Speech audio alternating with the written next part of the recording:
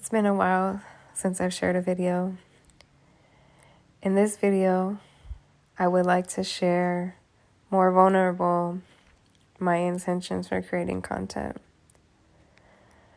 Right now, I am in a deep discovery of what does it mean to live in harmony with nature, to somehow honor, to stay connected to all of our ancestors, to connect to the great land that we call the Americas, to pause, to be present, to stop and really appreciate her, to thank her for all that she gives us, pure life, nuestra madre tierra.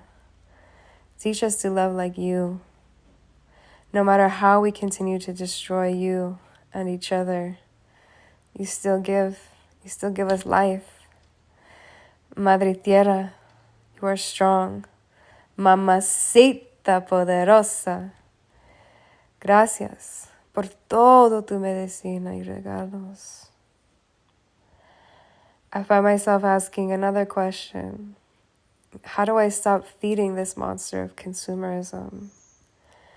How do I go back to the natural way? Or how do I create a new culture forward? How do I live in harmony with nature in this crazy world?